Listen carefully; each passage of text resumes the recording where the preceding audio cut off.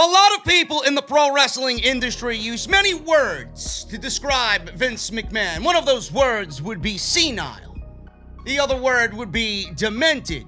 A lot of people think Vince McMahon is creatively out of touch, but the one word that a lot of people are using this week to describe Vince McMahon is tyrant. Has Vince McMahon bitten off more than he can chew? Zelina Vega was fired by Vince McMahon right before SmackDown for obvious reasons. What does this mean for WWE? What does this mean for Vince McMahon? What does this mean for Zelina Vega? And could we finally see the pro wrestling industry finally be able to say that they are a part of a union? WWE may be in for a shitstorm later this year going on into 2021. Also, guys, The Undertaker, Survivor Series. WWE is building the Survivor Series around The Undertaker and nothing to do with Raw versus SmackDown. But if you guys think The Undertaker's final farewell will be at the Survivor Series, you got another thing coming.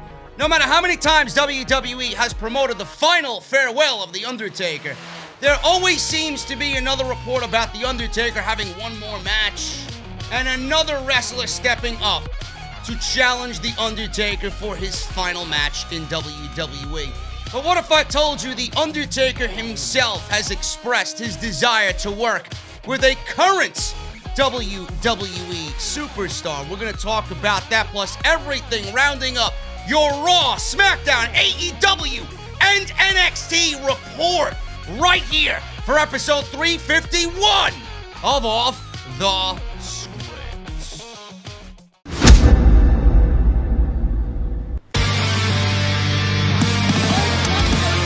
5, delete! This is mine.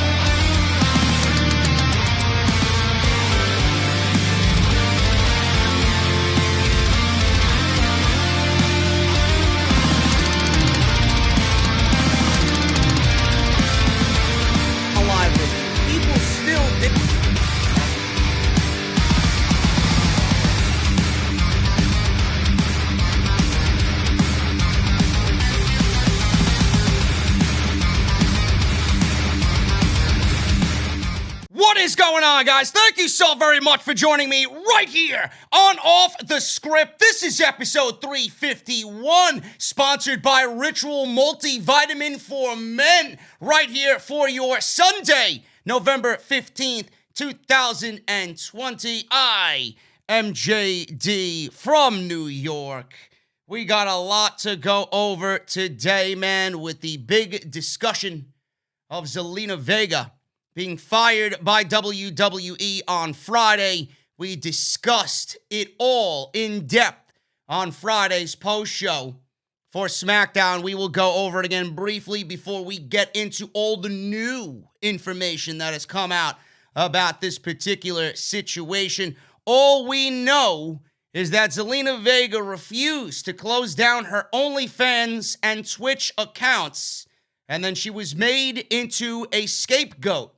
She was made into a sacrificial lamb by Vince McMahon, and she was used as an example for everybody else that wants to defy and say no to the almighty who thinks he is greater than God, Vince McMahon. But has Vince McMahon bitten off more than he can chew? We will talk about that, and we will go over why Zelina Vega was fired. And one big caveat in this situation that a lot of people seem to be overlooking, and that is the almighty dollar. So we got a lot to go over today, folks. I got Raw news, I got SmackDown news, I got NXT news. Ridiculous NXT news, man. Did you guys know? Now, I didn't watch NXT this week because I refused to. I have a PlayStation 5 in front of me right now. I've been having a blast on Call of Duty, somewhat, when there's no jump-shotting geek using an MP5, and I've been having a blast on Destiny 2 Beyond Light, man. Everything else this week has taken a backseat. This is why the podcast is being recorded on Sunday for Sunday. I barely had any time. But if you guys watch NXT this week, man, it is unbelievable what has happened to that brand. Leon Ruff has won the NXT North American Championship. And you're not going to believe why Triple H and his team have decided to put the North American Championship on Leon Ruff, man. It begs the question, is Vince McMahon getting his hands dirty in NXT? It is so unlike NXT. It is absolutely ridiculous. And whoever thought this was a good idea, you should be terminated effective immediately from NXT Creative. It is unreal. We got all that. Plus, the podcast today is sponsored by Ritual Essential Vitamins for Men, man. I've been taking these for 2 weeks, and we're going to go over why I love this so much, man. Again, I never put my name to anything that I do not use and I do not support fully, man. So if they are with me, you guys know that it's going to be just as good for you, man. Ritual Essential Vitamin for Men. Today, the sponsor of Off the Script. Follow me on social media, man, at JD from NY206. That is on Twitter and Instagram. Hit that subscribe button down below. We are almost at 120, man. Almost at 120,000 subscribers on YouTube. Thank you guys so much for all the tremendous support the last couple of months, man. We've seen the best months ever in September, October, and in November, and it just keeps getting better and better. So hit that subscribe button and be a part of Team JD going on into the new year. We are completely transforming everything on this podcast. Sound, look, visuals, you name it, man. You name it. Even the Twitch channel. I will not be closing down my Twitch channel, bro. Even the Twitch channel has undergone massive reconstruction. So everything is looking good for the JD brand. So hit that subscribe button, turn on that bell for all notifications. Patreon, man, on Monday, being that Monday is my biggest audience of the week, I got them in, man. The official off-the-script wooden engraved baseball bat mugs. They're in. If you guys are following me on Twitter, you guys would have seen a picture of it already. They will be Patreon exclusives. We are completely redoing the Patreon page. When I tell you the brand is undergoing massive reconstruction, man, for the better, all the resources that I've gotten from the last couple of months, man, it's all going back to you guys to give you guys the very best in this community. I mean that, and I've always meant that. If you guys want to follow me on Twitter and go to my Twitter page, there is a picture of the official off-the-script baseball bat engraved mugs, the beer mugs. Patreon exclusives, man. The only way you could get it is if you subscribe to the Patreon page. We will be unveiling that in the weeks to come. Unbelievable stuff, man. So keep an eye and an ear out for the Patreon page, patreon.com/JD from NY206. So I want to thank my management team for all of that. A couple of hardworking individuals have backed me on this, and they will be helping me with it. So thank you to them. If you guys want to go and buy a t-shirt, bonfire.com. I know I get notifications for Bonfire, and the campaign ends. They do it in campaigns. They don't leave it up for you guys to order all the time. So the campaign ended. I got an email saying that there were a couple of people wanting to buy JD's Negan shirt. If you're one of those people, the campaign is now live. So go and get your t-shirts, man. JD's Negan now exclusively available on bonfire.com. Shout out to Mikey, Mike Will 87 for that unbelievable design. So thank you to him as always. Does great work for me. Has been a long-time OG listener of the show. Does excellent work. So if you guys want to go and get a t-shirt, bonfire.com is the exclusive home of the podcast. Link is down below in the description. Go and get your masks, mouthmasker.com/OTS. The new black masks are now in stock, still in stock. Go and get them today. Keep yourself safe out there. If you guys want to go and check any videos out that I've previously uploaded, man, there's a lot of stuff. Monday Night Raw post show, AEW post show, Off the Script Extra, Friday Night SmackDown post show, and then we got Off the Script right now as you're listening to it. Thank you guys so very much. If you missed anything, links are down below in the description. If you're listening to me on iTunes, this message goes out to you guys, man. Leave a 5-star rating. I was doing this and then I stopped it, but leave a 5-star rating. I look at all the ratings every single day, man. I will give you guys a shout out on the podcast if you leave me a 5-star rating. It actually helps out the podcast on iTunes and it makes us higher in the charts Right now, we're a top 30 podcast on iTunes, and that's thanks to you guys. So leave me a 5-star rating, leave me a comment. I'll specifically shout you guys out right here and read your comments on the podcast next weekend. So thank you to everybody on the iTunes section. You don't get enough love, and I appreciate all that you guys do. And today's podcast, as you guys already know, is sponsored by Ritual Essential Multivitamin for Men. We will be going over why they are so great and why you guys need to change your multivitamin. And if you're not taking a multivitamin, why you need to take Ritual, man. They are sponsoring the show, so we will talk about them a little bit later on in the show. Let's start at the top, man. Got some minor stories that I want to blow right through and then get on right into the main story. Alexa Bliss is engaged, and the salty tears of all the simps out there have been flowing all evening and all morning, and apparently due to the weather forecast, I'm hearing that they will not stop anytime soon, folks. Torrential downpours of all the geeks, all the heartbroken geeks. Oh, man. Listen, bro. This is a coffee, a hot coffee made by my Ninja Ultra Brewing System, bro. I got rid of Keurig. So I'm going to take a sip of this. And even though it's hot, coffee, the main ingredient in coffee is what, folks? Water. Can't make coffee without water. This is all of your salty tears, man. I had 3 cups already this morning. So I'm reveling in this shit, man. This is awesome.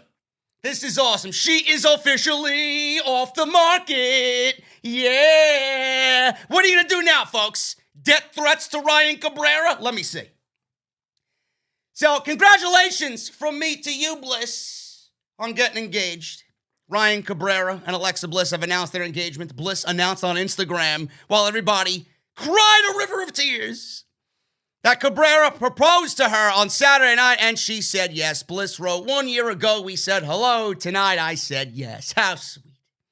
She also included a photo of Cabrera proposing to her with the following caption, tonight was the best night of my life, and it's just the beginning. Bliss and Cabrera met last year after rumors surfaced that they were dating. They were not officially dating despite the gossip online, but The Miz helped them make a connection after Cabrera liked some of her tweets. Congratulations to Alexa Bliss, man. Unbelievable, man. Unbelievable. Now what are you guys gonna do, man? All of you hung on to the hope that you might get her attention. And what happened? She's now gone. I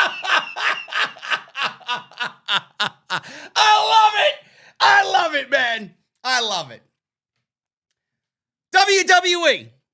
They locked down several more WCW names, so good old Papa H, could use several more WCW-themed shows to combat AEW on December 2nd. What's going to happen now when Omega and Moxley have their AEW World Championship match on December 2nd, man? What is it going to be? NXT sold out?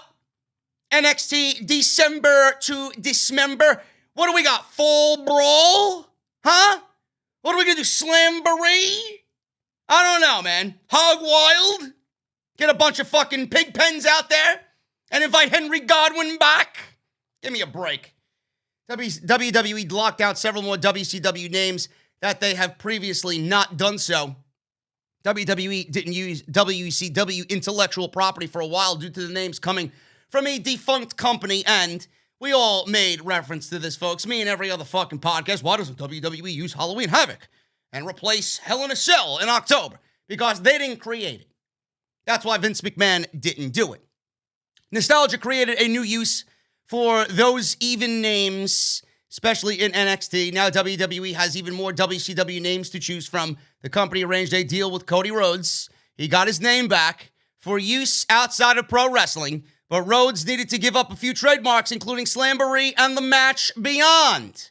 WWE locked those names down on November 3rd. The Match Beyond, Cody realized, you know what, we don't need the Match Beyond. We got Blood and Guts. We're just going to make it our own. And Slamboree, I mean, that just sounds cheesy.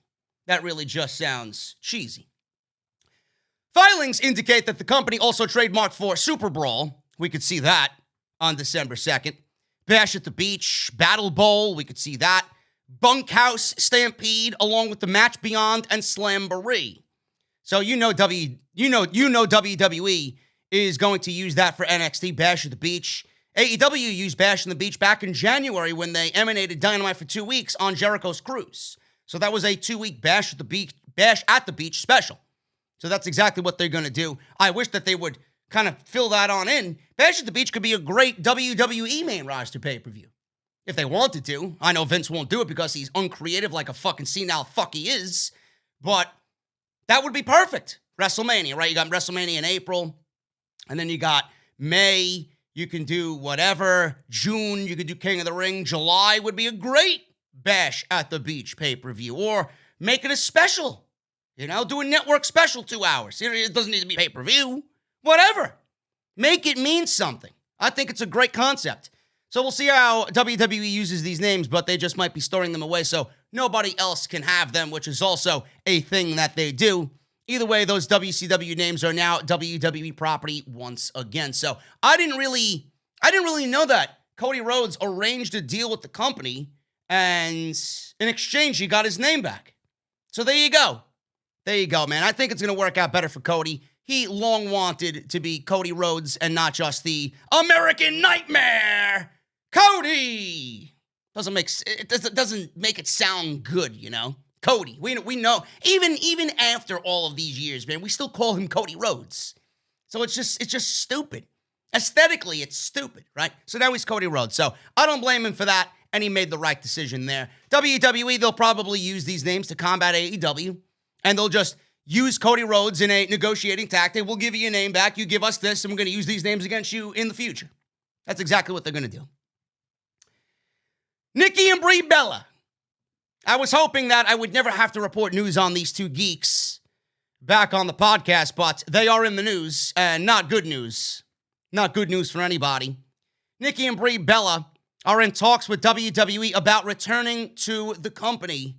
Oh my God, man. Give me the alcohol and pour me a quad, please. Like, we don't have a shit women's division now. Now you want to bring back Botch Brie, huh? Or Brie Botch, which sounds better. I'll give Nikki credit. Nikki actually improved. I just don't really like what they stand for. I really don't. They're reality superstars trying to be a pro wrestler. They're not the other way around.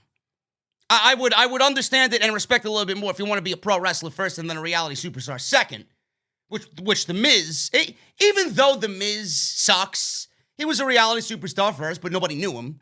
Then he became a pro wrestler. He gave that up to focus on the wrestling, and now he's back to being a reality superstar using his WWE popularity. That I can understand. But they were models first. And then they wanted to be pro wrestlers. They kind of got the hang of it. And then they went to do Total Bellas and Total Divas and all this shit. And now they want to be back because they want to use whatever they have left from a dying brand on those two shows to maybe generate some interest. Nikki got better. Brie always was a pro wrestler. But they're in talks about being with the company again. Nikki Bella's fiance, Artem, told Us Weekly that there have been talks with WWE about Nikki and Brie returning to the company. He said this, and I quote, "She's been having talks about coming back and doing something together with Brie. They both have kids, and I feel like they still have this unclosed chapter in wrestling. I would not be surprised to see them back in WWE." End quote. Nikki and Brie Bella retired, should have stayed retired in 2019, but there were plans for them to have one last run after WrestleMania 35. The plan was for them to wrestle the Iconics and win the women's tag team titles at SummerSlam 2019. That would have been fucking absolutely awful. The angle was supposed to kick off the entire time during SummerSlam weekend, SmackDown after WrestleMania, but Nikki's neck and a brain cyst would not allow her to get cleared by the company. Nikki and Brie were supposed to be inducted into the Hall of Fame this year, but the ceremony was postponed due to, obviously, WrestleMania being canceled for the pandemic. Now, them versus the Iconics sounds like it is absolutely terrible. That sounds miserable in every sense of the word.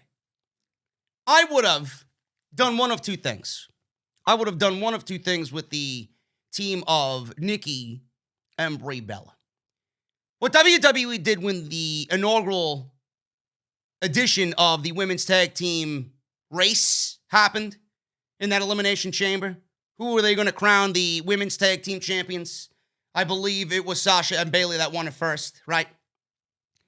Instead of doing all of those teams in that Elimination Chamber and then coming up with a tag team champion, it didn't even make sense when they did it then, because I remember vividly that some teams qualified in qualifying matches and then other teams were just put into the chamber. So WWE was already half-assing it before they even got into the Elimination Chamber.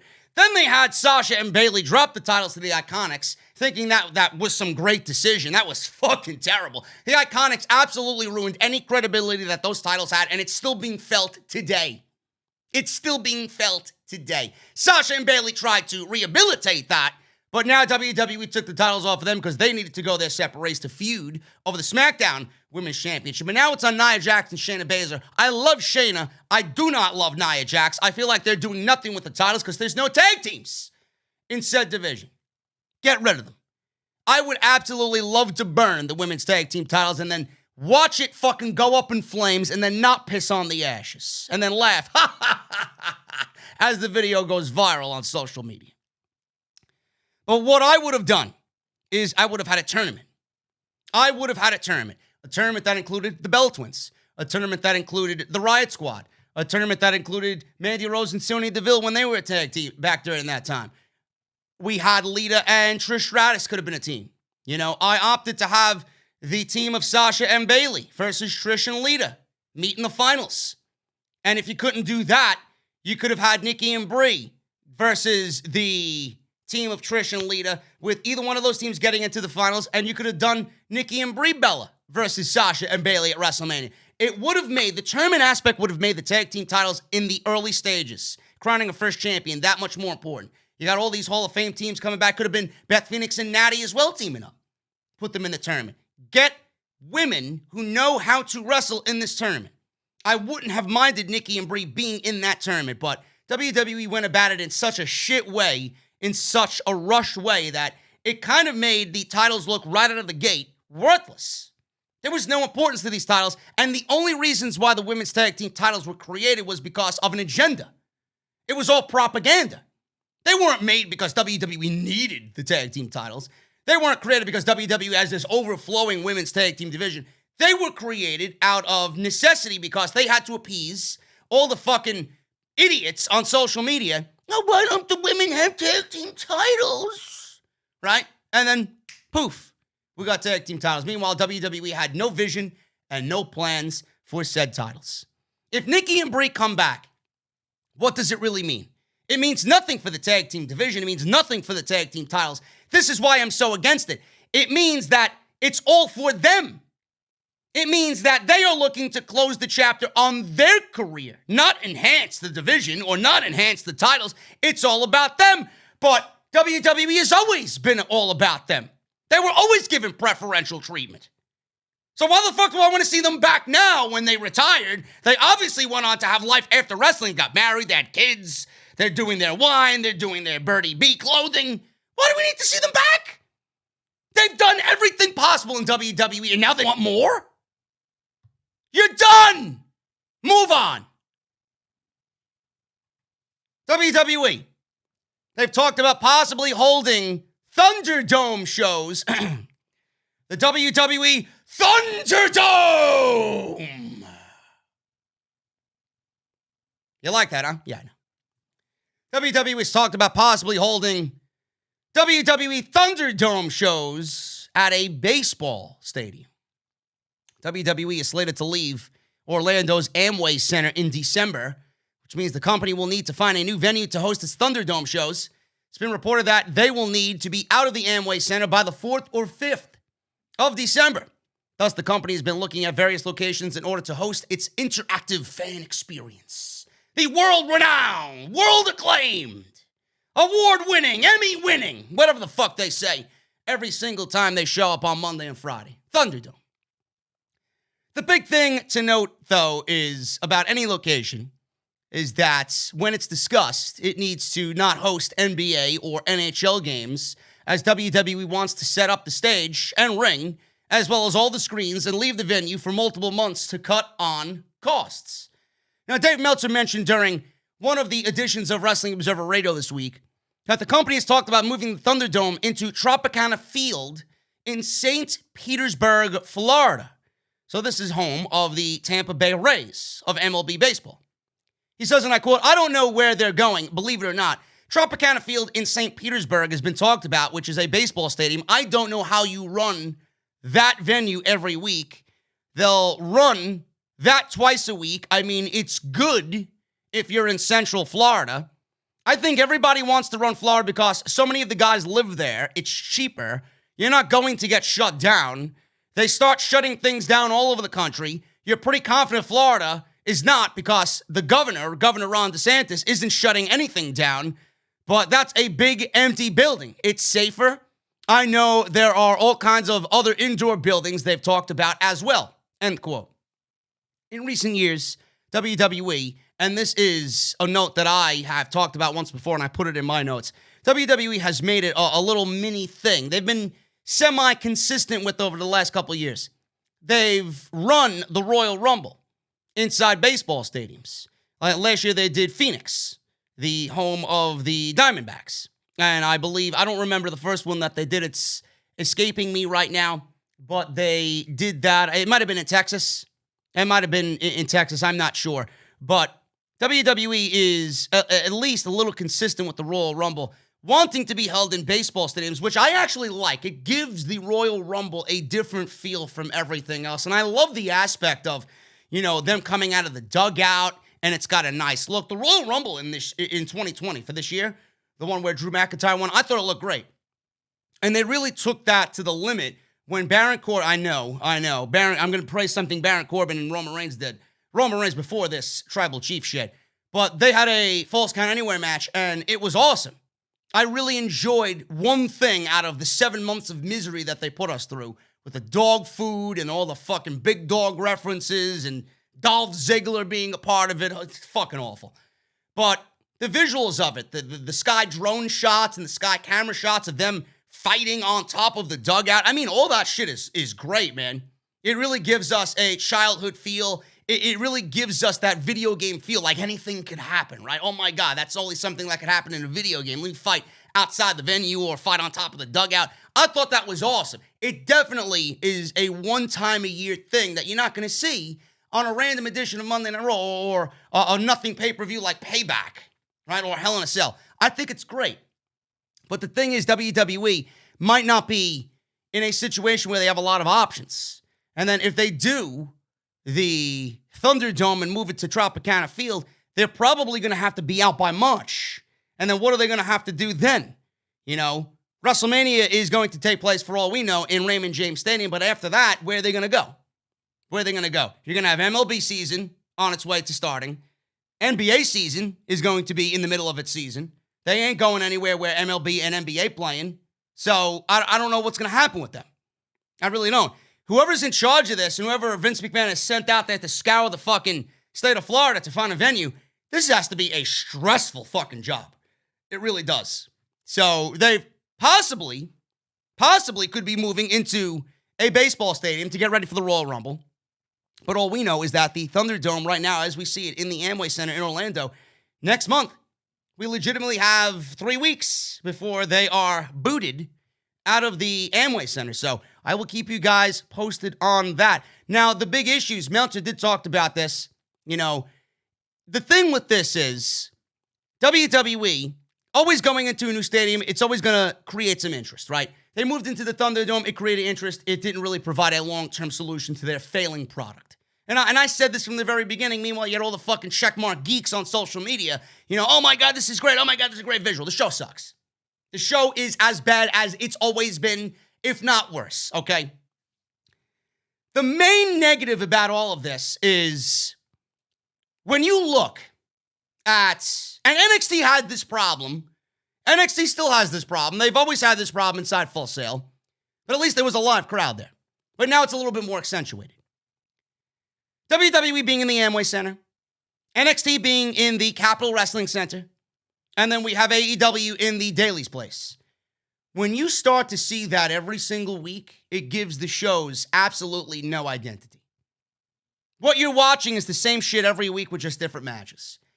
The best thing about watching a pro wrestling show is where they're emanating from, what city, what state they're in, what venue they're in, what type of crowd it's going to be, right? How the stage is going to be set up. It's all the same. Every single week, it gives the show this normal, boring, nothing special at all feel. And everybody is suffering through this right now. And who knows when it's going to be fixed. This issue is going to be fixed. You know, it's very limited in what they could do visually. And the burnout from the fans. AEW has had trouble as of late, you know, garnering a rating above an 8. NXT went back to like nearly a 6 rating, 600,000 on Wednesday night. The fans in Florida, I mean, how many times can you legitimately want to go to a wrestling show? You know, not just because of you being exhausted just going to a wrestling show. I mean, how many wrestling shows can you go to before it starts getting boring? How many wrestling shows can you go to before you're risking yourself for getting something and getting sick from somebody else? The more times you go, the more times you're going to put yourself at risk. There's got to be burnout. It's got to be burnout from that Daily's Place crowd. There's got to be burnout from the people that were going to Full Sail. Yeah, you've seen people every single week like Grandma NXT. You've seen that fucking Greg Geek with the glasses. That slob sitting front row who's got me blocked on social media. I never said one fucking thing about him on social media. But those type of people, they're super fans. They're going to enjoy no matter what because they're geeks. Grandma NXT, she was beloved by everybody, you know? Ciampa and Grandma NXT, man, the interaction that they had when he was NXT champion, fantastic. Fantastic. But that's the type of situations that you're running with these type of shows. So those are overwhelming negatives. But WWE moving out of the Thunderdome, you know, they are looking at Tropicana Field. Like I said, there are some benefits for this venue. The drawbacks are also apparent, as noted by Meltzer. Florida will be giving WWE the freedom to continue producing events, and the stadium can house 42,756 fans, but WWE will not even dare fill that many seats for any of their pandemic shows. That's just a massive undertaking there with what's going on. They want to bring fans back, and that might be a big attraction starting out, but as the weeks go on, they might find it harder to fill those seats no matter how many people they set up for. Daily's Place, like I said, is having that problem. WWE is going to run into that problem. If you run constantly out of the same venue in the same city every single week, how many times are you realistically, ideally going to go to those shows? There'll be a very small number of people that go every single week. Someone like me, I go once, I go twice, I'm done. You know, once and I'm done. You know, and the shows suck. It gives you no reason to keep going back. If the shows were good, I would understand it. But the shows are so garbage. Why would you want to put yourself through that and waste your time and money going to see something that they're clearly not putting enough effort into? They got a real difficult situation on what's happening with moving out of the Thunderdome and finding a new place for Raw and SmackDown. Backstage news on WWE possibly moving on from live events after COVID-19. We've seen a decline in house shows. And WWE has been doing this for years, even before the COVID-19 pandemic. Last week, WWE released close to a dozen additional employees, including Tony Chimel. Tony Chimel. A number of these employees worked in the live event department. So WWE, by letting these people go, more than likely not going to have live events in the future. Meltzer reported in the latest edition of the Wrestling Observer newsletter that several WWE stars were told that during recent contract negotiations, the old way of touring and doing live events is not coming back after the United States bounces back from the pandemic. The releases of employees last week is another indication that WWE is possibly moving on from house shows. The days of WWE generating a significant portion of its revenue are over, as TV deals is how the company makes most of its money. With WWE getting big money from TV rights right now, at least for the next 4 years, the company is moving towards the idea that it no longer needs to tour 300 days a year, and how running live events was often a money loser. WWE has also found out that no longer running house shows doesn't impact merchandise sales or the exposure of its performers. In fact, WWE shop merchandise numbers have seen a great increase, and total sales have been identical to when they were doing live shows. That's great.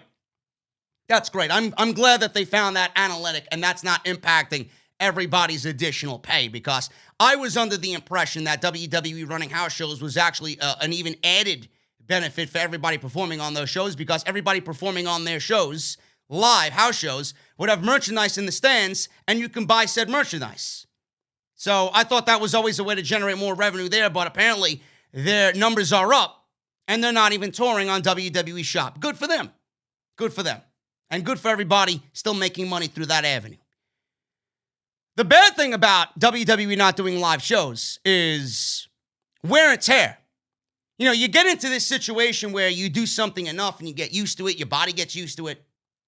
I wonder how these wrestlers and performers are feeling working a Raw and then staying home Tuesday, Wednesday, Thursday, Friday, Saturday, Sunday, back to work on Monday. You're wrestling 1 day a week, 4 times a week, not including pay-per-view weeks. 4 times a month, rather, not including pay-per-view months. So you got one show every week, 4 times a month, plus a pay-per-view. So that's 5 times a month you're wrestling. How is that going to impact their overall performance in the ring? Normally, you would get used to it. Your body gets used to it.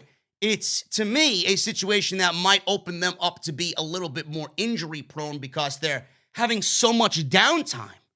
You know, you wrestle one 20-minute match, one 25-minute match a week, right? And then goodbye. You're home for the rest of the time, sitting on the couch, relaxing, rehabilitating your injuries. Now, this also comes with some positives. If you are hurt, more time for you to sit home and rest your injuries. More time at home to spend with your family. More time at home to do whatever you want. Can't do Twitch, but it gives them an avenue to do something else to make some other revenue. Maybe they have another hobby they want to go do. Liv Morgan is putting herself through real estate school and learning how to be a real estate agent. So there are other things now that definitely could lean to this being a positive situation. Another overwhelmingly negative thing about this is the fact that when WWE held house shows, they would put men and women in house show matches that might be an indication about where they're going with a future feud. They would put those wrestlers that are about to feud on TV in matches to get them situated, get them comfortable with working with each other, maybe try out something new, try out what they want to do when it's actually televised or on pay-per-view, get used to working with each other. They no longer can do that now. How often do these men and women go to the Performance Center and train? How often do these men and women go to the Performance Center to work on their matches? We don't know. We will never know. But the house shows were always used as an exhibition, not only to keep the consistency and keep your body in shape and keep your muscles and everything going, but it was also used as an exhibition to get yourself ready for whatever is next. Work with your upcoming feud. Work with your upcoming partner in what will be a 3-4 month feud. Get used to each other. Work out something that you can't do on TV. If it works, great. If it doesn't work, you won't do it. It gave you the platform to do an experiment. WWE doesn't have that anymore. So there are negatives and positives to this. Another positive to this is, when you get 300 live shows a year, how special are they?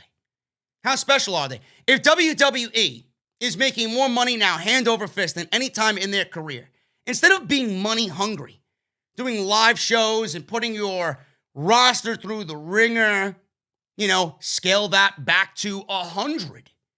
Not only will you keep your roster a little bit more healthy, you're going to get them in that mindset that they will be able to get some more work on some new stuff, keep their muscles and keep their body right and consistent and used to what's going on about the activities, about what they're about to endure in the ring, right? But it also gives that show, those house shows, a special feel. You don't have to run fucking small bumblefuck town in the middle of nowhere, USA. You can do major cities. You could do one of those small towns every now and then. Keep them special. 300 shows a year is not special. 100 shows a year is special. Knowing that WWE is not going to make the rounds in your city 4 times, 5 times a year, they're only coming 1 time a year. Well, if they're coming back in February to New York City, for example, not now, for example, they're not going to be back till next year. WWE would run February in New York City, then they'll run March, then they'll do summer, then they'll do Christmas. 4 or 5 times in these major cities. If it's reduced to 1 it gives the show that much more of a special meaning and a feeling, and you can go and enjoy the show, knowing that you're not going to be, put in this situation of fear of missing out. So there are positives and negatives about WWE possibly moving on from live events, not doing them anymore. It definitely is an open discussion. Let me know what you guys think about that down below.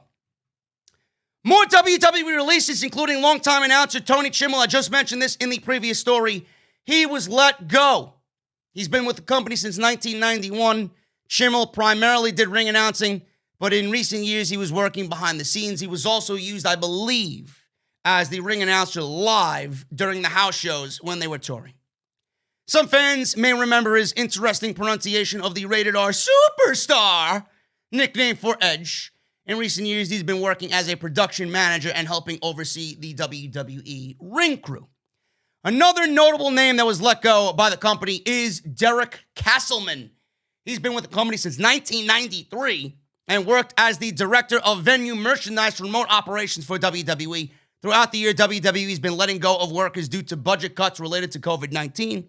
Some people have been brought back, while others have moved on to other opportunities. Ringside News has learned that Chimel was furloughed at the time of his release. A company source told them that Chimel hadn't been around in forever as he was furloughed. WWE went through another round of cuts on Friday when they decided not to bring people back. Essentially, it was summed up to us as WWE continues to cut costs to maximize the booked profits. Fans might not know the names of everybody who was released on Friday, but they still played a role in the company that will now have to be filled in some other fashion. End quote. So Chimel was released and he was actually furloughed. Will WWE bring him back? I don't know. Only time will tell, but WWE is still making cuts. Everybody's still making cuts. People are, undergoing more restrictions in several states and cities around the United States. People are, again, having to readjust. WWE's doing the same thing. They're readjusting. And Tony Chimel, the most notable name of all the people let go by WWE as of right now.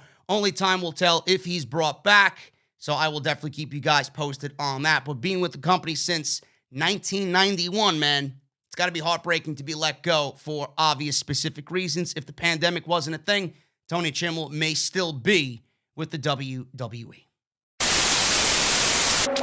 Do you guys take a multivitamin every single day? I know I never used to take a multivitamin. And when I did, I always struggled with the fact of what am I actually putting in my body? You guys don't have to struggle with that anymore, as I finally have something for everybody, including myself, and that is Ritual Multivitamins for Men. Like I said, do you guys really know what is in your multivitamin? Sugars, GMOs, synthetic fillers, artificial colorants, not to mention animal byproducts like sheep's wool and gelatin from hooves and hides. They're all ingredients that you might find in a common multivitamin. But Ritual is not your typical multivitamin. Ritual's clean, it's vegan friendly, and it is made with key nutrients and forms your body can actually use with no shady extras. Now, I've been taking these for a couple of weeks, man. Normally, it's about 3 to 4 months for your body to finally start feeling the multivitamin, but I'll tell you what, man, I've been taking this and it's a pleasure to take. The size is great, and one of the key things that I like about Ritual is that it's enhanced with mint. I've never seen or heard about this before. It's easy to take. A mint tab in every bottle keeps things easy, digestible, and fresh. I absolutely love it, man. I've never seen that before, and that was the one thing I love most about the Ritual multivitamin. Now, Ritual is the multivitamin that is reimagined specifically for you. Ritual is formulated with key nutrients including vitamin D3 to help fill gaps in the diet. Their fresh-tasting, delayed-release capsules are designed to dissolve later in less sensitive areas of the stomach so you guys can take them with or without food. And Ritual is made traceable. You'll always know where your nutrients come from thanks to Ritual's one-of-a-kind visible supply chain. Guys, you deserve to know what's in your multivitamin. That's why Ritual is offering everybody listening to Off the Script, episode 351, right here on the podcast, 10% off during your first 3 months. Visit ritual.com/script. Once again, that's ritual.com/script. And start your Ritual trial today. I want to thank them for supporting Off the Script. Guys, I told you about the Off the Script dugout mugs. I went downstairs to go get it. Look at them, bro. Look at how great they look. Love it. Absolutely love it, man. I'll be drinking my cold beverages out of this for many a year to come, man. Patreon exclusives coming soon. They look awesome. Can't wait for you guys to actually feel it. They feel fantastic. You're going to love it. What we didn't love is Zelina Vega being fired by WWE. I talked about this on Friday on the post show for SmackDown. It's not that difficult to figure out. People were claiming she was fired over a tweet about supporting unionization. That was not the case whatsoever. She did not get fired for said tweets about supporting unionization, okay? That is ridiculous and just ludicrous in every sense of the word. She was fired before then, and then she tweeted that out. She knew she was fired, and then she tweeted that out. WWE just didn't make the announcement until she actually tweeted that out, and then they announced it. Maybe they were going to prolong it. Maybe they were going to wait till the weekend. I don't know. Zelina Vega was not fired for a tweet. Zelina Vega was fired because Vince McMahon made her a sacrificial lamb in this situation, okay? She refused to close down an OnlyFans account.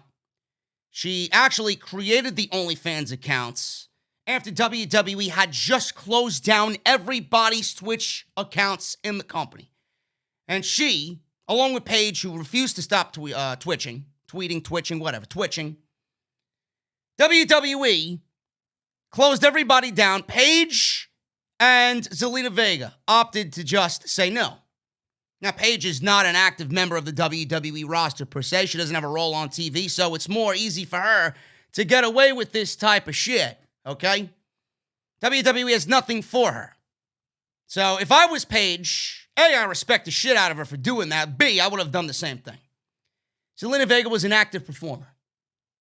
She opened up an OnlyFans account after WWE closed everybody down, and she refused to stop twitching on the platform. WWE fired her as of Friday, and she stood her ground. She fought. She stood up for what she believed in, and I stand with Vega. I stand with Vega. And she had to know what was coming. She may be heartbroken. She may be sad, but the fact of the matter is, she knew what was going to happen. She fought for what she believed in. She's now a bigger name for it. This situation has made her an even bigger name than WWE could have possibly ever creatively used her on television in, okay? WWE, they were not doing anything with Vega. She was jobbed out to Asuka. She was jobbed out in every which way following that title push against Asuka, which she didn't even belong in to begin with, just based on what we've seen on TV. They split her from Garza and Andrade. They took her away from Andrade, is the main fucking thing, right? Perfect pairing. They took them away from each other. They split them. What was Vega going to do on TV? Nothing. As soon as Vega, and she knows this, she's not stupid. As soon as they took Vega away from Andrade, who was she? Was WWE ever going to give her 2 feet to stand on her own? No. No. She was used in this situation as a scapegoat for everybody that wants to defy the tyrant known as Vince McMahon. Okay? What does this mean for Aleister Black? We don't know. We don't know if Black is going to appear on the Twitch channel and defy WWE as well. WWE could very well punish him because of his association with Vega. I know that WrestleVotes tweeted out that Black wanted to move back to NXT because he knows how shit he's been booked on WWE main roster. But, he goes on these platforms and is interviewed. Oh, you got to give it time. You got to give it patience. No, we don't. No, you're just saying that to stay in the good graces of the tyrant known as Vince McMahon. We all know you know. We're for you. It sucks. They ruined you. They stripped you dry. They absolutely killed everything about what made you a possible face in WWE coming out from NXT. Okay? We don't know what's going to happen to Aleister Black. He got denied a request to NXT because clearly they're not going to appease him and give him, knowing that he is in this with Vega. Why would they reward somebody when they just punished his other half? Doesn't make sense. They're petty. That's what they do. Black in NXT is a right move. Anybody going back to NXT like that is a right move. Ricochet moving back to NXT is a right move. The War Raiders moving down when they're healthy, right move. Anybody in that situation, it's a right move. Vince doesn't watch NXT. He doesn't know what Black could really do. Obviously, he doesn't, because if he did, he would be pushing him on TV. He doesn't know, even though they're in the middle of a quote-unquote ratings battle on Wednesday night, Black could be a difference maker down there.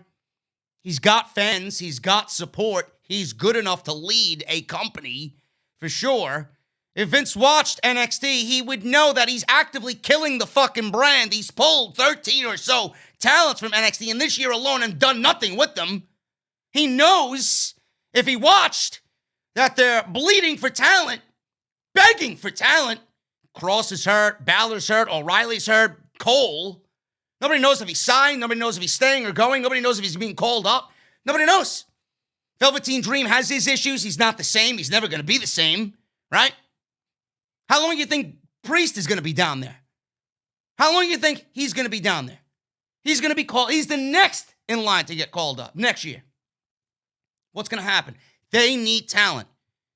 Mix that with the independent scene right now where nobody's working. WWE can't pull from the indies. They can't go to Ring of Honor. They can't go to Impact. They can't go to Hog, right? Or any of these other promotions overseas. They killed everybody off. You would think that Vince McMahon would know, well, if Aleister Black is this good, maybe NXT could use him. No. They're going to be petty. They're going to punish him.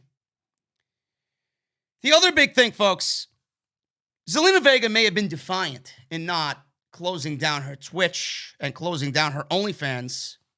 But why do you think that is? Why do you think that is? Did she stand up? Did it become a situation where she was merely standing up for what is right? Or maybe she was actually making more money on Twitch than WWE was actually paying her to be an active performer on Monday night / Friday night. You think that's a possibility? I know it's a possibility. I know it is. Paige has a legion of followers. I don't know how many subscribers or followers she has on Twitch. I don't pay attention to those numbers. But Paige is a big enough name where she could be pulling in 50 to 60, upwards towards $75,000 a month on Twitch. Now, Vega has half of that. If Vega has half of that, times that by 12, how much do you think Zelina Vega, let me use my calculator. How much do you think Vega, if she's making, say Paige is making $60,000 a month, okay? And you divide that by half, that's $30,000. And then you times that by 12. Zelina Vega is making $360,000 a year just off Twitch revenue. Now, Twitch takes half of that, but how much do you think Zelina Vega is actually making? If Twitch takes half of that, that's still upwards towards $200,000. It could be more than that. It could be more than that. We don't know. With what's going on right now, I'm sure there are legions of fans waiting and willing to support Zelina Vega in this because they know what she stood up for is the right way to go about it. And that WWE is fucked. She could potentially be making more on Twitch than WWE was actually paying her to be a contracted performer. And she knows the ceiling for her in the company was low. And how long do you have in that company before you realize they're not going to be using me? They're not using me to my full potential. I'm going nowhere. I've hit a ceiling. I need to start thinking of plan B, plan C, plan D. That's definitely a situation. Meltzer talked about this. Everything I am reading from Meltzer is exactly what I said on Friday. I don't need a Meltzer. I don't need anybody. This is the fact of the matter. She was fired because she was defiant. She refused to close it down. It's not a situation where she wanted to be fired. She knew she would be fired. She took a chance because she believed in what was right. We all agree with her. Meltzer says this. So essentially, as everyone knows, the talent was given a time frame to get rid of their Twitch and Cameo accounts. During that time frame, Vega didn't get rid of it. She opened up an OnlyFans account. The backstory on this, and it's funny, because one person kind of told me when the thing went down that there were a couple of women that are making money with their social media than they are, or more money with their social media than they are making with the WWE, and it's going to be real interesting. And one of those women was Zelina Vega, who is making more money on her social media, on her OnlyFans, on her Twitch, all mixed together than what WWE was actually paying her to be a contracted performer. On her Twitch, she's making a lot of money.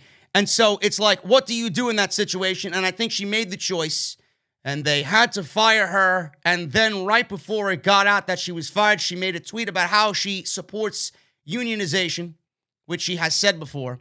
I mean, it's not like that this is the first time she said that, and that did not play into what got her fired. That tweet did not play into what got her fired. Meltzer pointed out that Gabrielle Carteris, the president of SAG, AFTRA, reached out to Vega on Twitter, and that there is mainstream media now interested in this story. Vince McMahon opened up a whole new can of worms that I don't think he thought was actually going to reach the mainstream media. Andrew Yang has already stated several times that if Biden won the presidential election, right now it's still pending. We don't know what's going to happen with Trump, if he's going to concede or not. Whatever. It's not my case to talk about it. I don't really give a shit. I don't.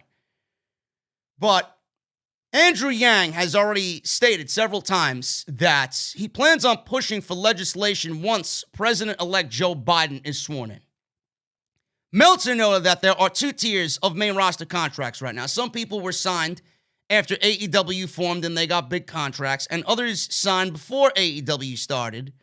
And some are making big money, some are not. Some wrestlers are not making much on their downside guarantee, but they were doing fine because they were getting a percentage of house show money. But that money is now gone because of the pandemic. Meltzer continued, and I quote, "I know from talking with different people that I'm sorry, my notes just hiccuped on me. Let me get back to my notes here. Hold on. Sorry, we're live. I'm recording this live. I'm sorry. I accidentally hit my keyboard.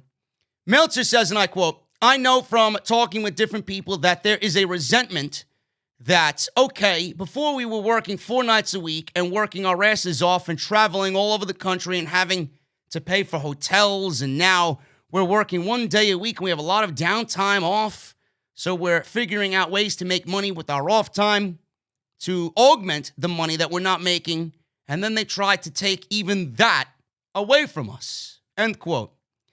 Andrew Yang blasted Vince McMahon and WWE for his treatment of WWE stars. He's actually tweeted out as of this week saying that he's not forgotten Vince McMahon.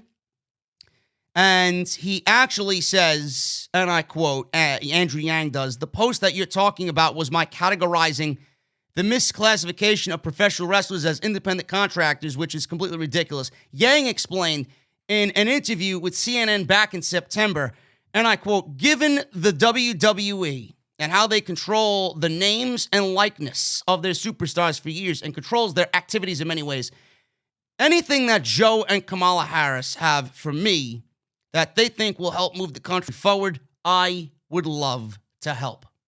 End quote. Now, the most important piece of information, we all know this. I already discussed this on Friday. I didn't need Meltzer to talk about any of that, okay? I didn't know how much money Zelina Vega was making on Twitch. That apparently is a huge fact. She was making more money mixed with all her social media accounts, more than what WWE is paying her. But again, I mean, there's a caveat to that. Who was Zelina Vega before she got to the WWE? She's making all that money. She's getting the followers and the subscriptions on Twitch. She's getting the OnlyFans subscriptions and people paying to see Zelina Vega because Zelina Vega was created by WWE. Is she where she is today without WWE? The fact of the matter is, folks, no, she's not. Aleister Black, the same thing. So in each way, we can shit on WWE in every which way, every situation. But who is Aleister Black and who is Zelina Vega without the WWE? Nobody. It's just the way of the world. Now, the president of SAG, AFTRA, this is the Screen Actors Guild American Federation of Television and Radio Artists. The CEO, the president, Gabrielle Carteris, Beverly Hills 90210 actress, and she's the president of SAG, American Federation of Television and Radio Artists, reached out to Zelina Vega this week after news broke of her release from World Wrestling Entertainment. This is a labor union that represents over 160,000 people in the entertainment industry, including journalists, radio personalities, television actors, recording artists, singers, and voice actors.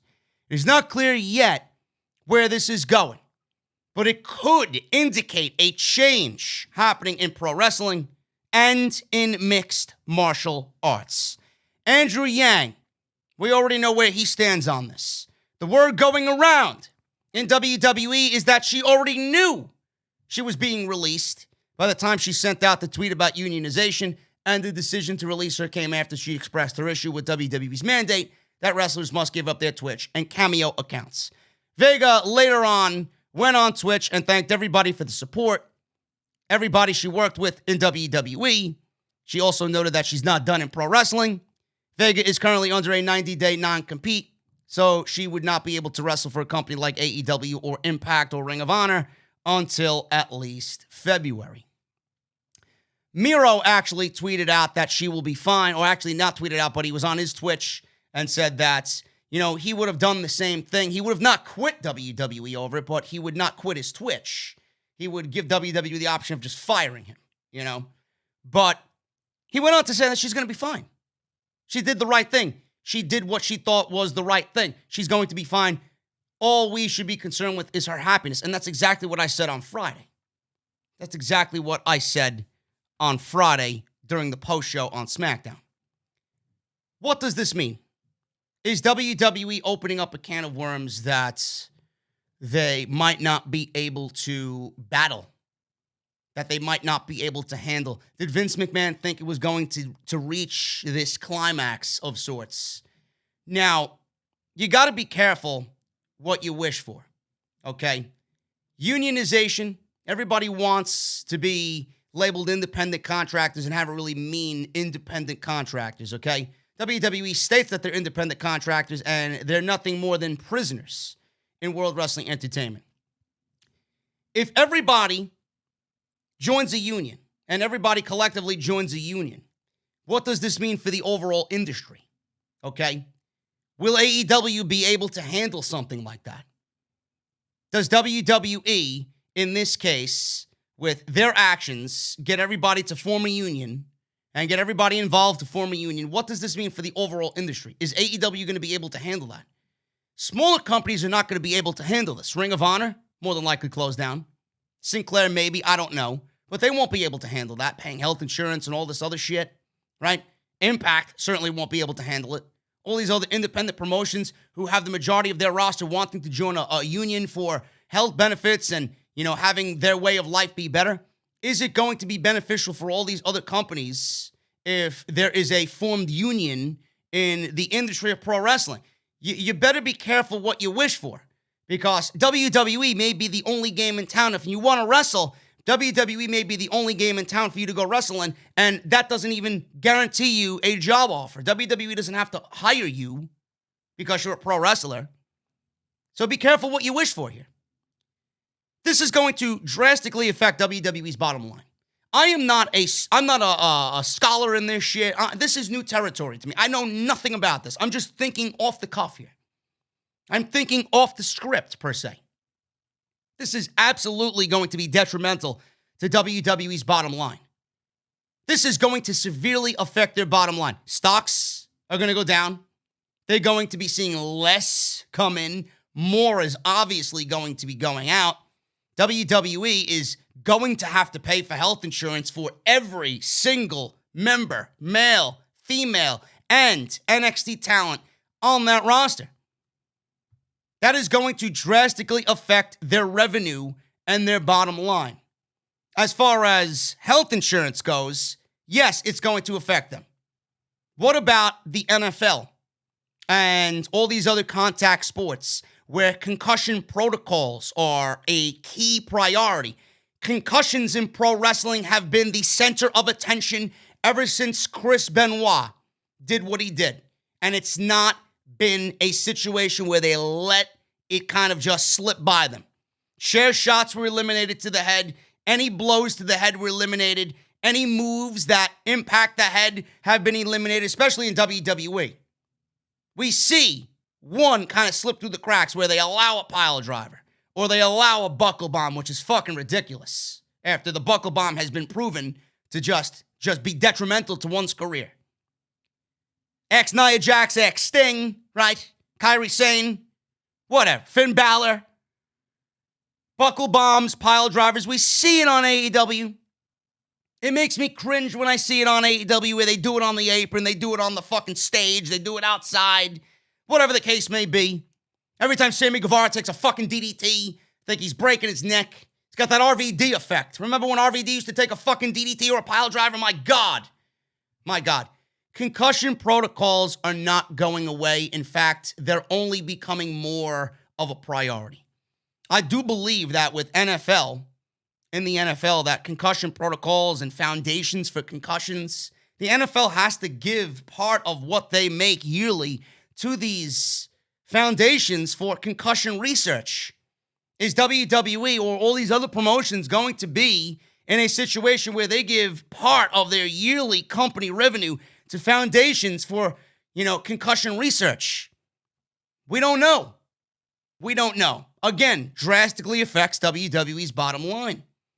And the kicker here, folks, the kicker, the pay structure in WWE is drastically different when you look at the men and you look at the women.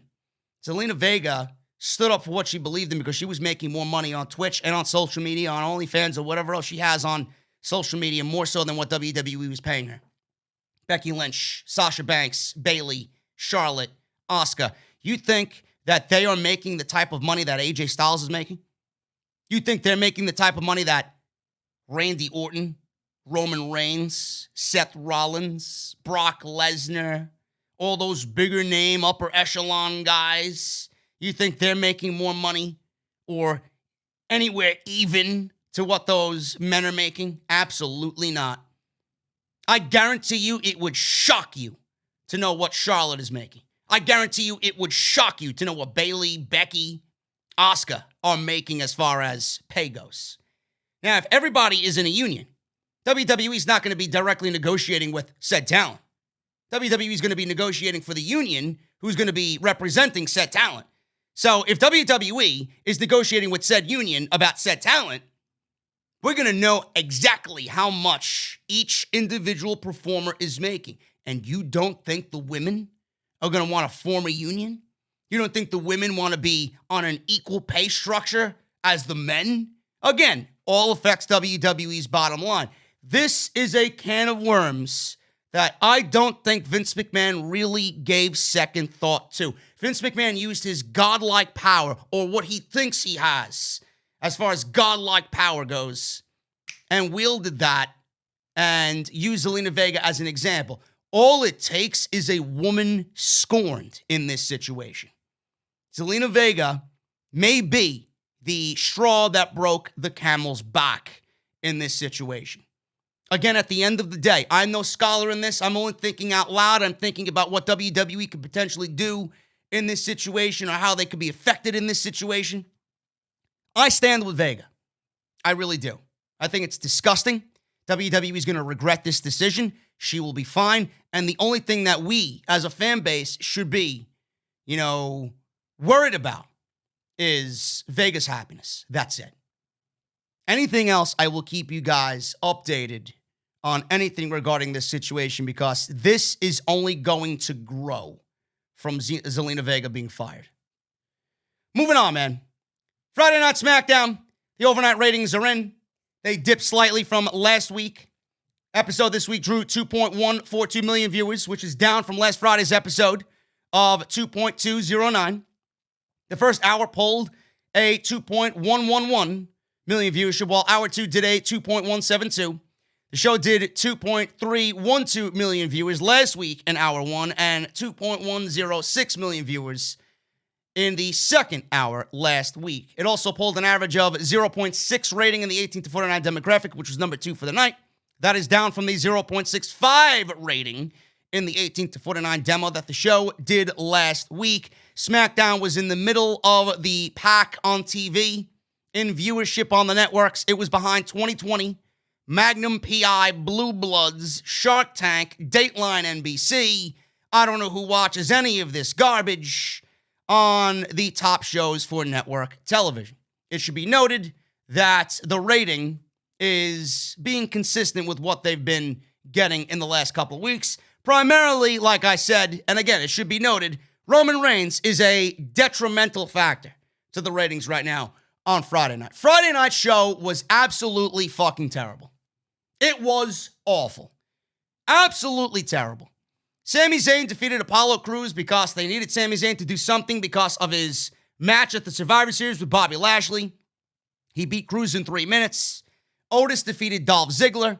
Apparently somebody in WWE creative, Vince McMahon, developed dementia and realized that we have seen this match over and over and over and over again, and I don't think anybody watching the current show on Friday night cares about Ziggler, Rude, or Otis. Rey Mysterio defeated Seth Rollins in what was the match of the night.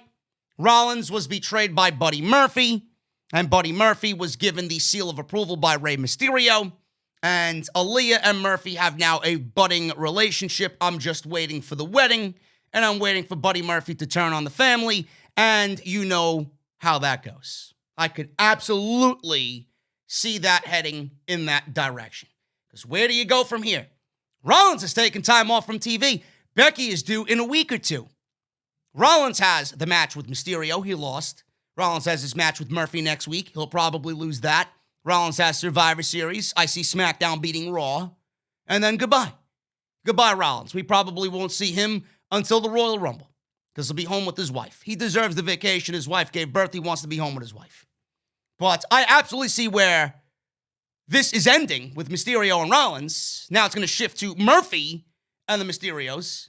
And Murphy, after getting the seal of approval, is going to betray the Mysterio family. For what reason? Why? For what? I don't know. But I absolutely see them having a wedding, because we all know Vince loves weddings. It would correlate at the end of the year, going back a year prior with the fucking terrible wedding of Lashley and Lana. I can absolutely just envision it now. I put it out there in the universe to soak in, and I know what's going to happen. Liv Morgan defeats Natalya, Tamina, and Chelsea Green.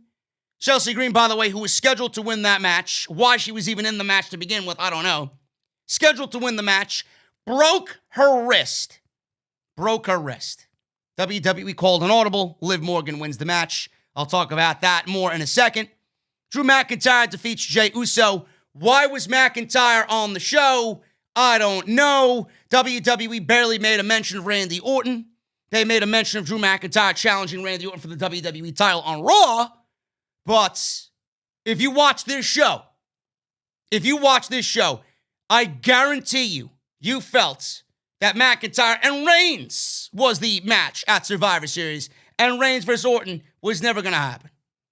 I don't know if WWE is going with McIntyre, because right now he doesn't have a role at the Survivor Series, or if they're going with Orton. I don't know. I see a possible fuck finish on Monday. Maybe The Fiend. Maybe Roman Reigns shows up on Raw. Who knows? But putting the title on McIntyre, taking it off McIntyre, putting it on Orton, and then putting it back on McIntyre seems counterproductive to me. It's not really going to make Randy Orton look like the type of guy that is going into a blood feud against Edge. He needs to look strong. If he goes into that feud with the current way that he's creatively booked, he's not going to feel special. At least McIntyre, you can salvage him losing the championship and still keep him looking strong moving forward. I also brought up the situation of Rollins going away. Is it a situation of McIntyre being drafted over to SmackDown? And that is the match that WWE wants next year on SmackDown, and they want to fill that void by Rollins, but it's only going to be a month.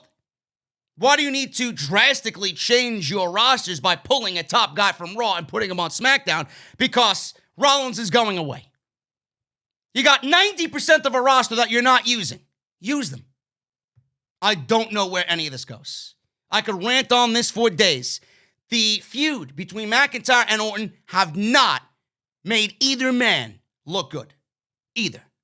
And at the end of the day, somebody's getting the Fiend. Whether he wrestles McIntyre, whether he wrestles Orton at Survivor Series, it doesn't bode well for the Fiend either. The Fiend is not winning the WWE title, and no matter who he goes up with, more than likely he is going to be used as, and I use this term a lot lately this week, a sacrificial lamb. He beats Jey Uso. Jey Uso is on Team SmackDown.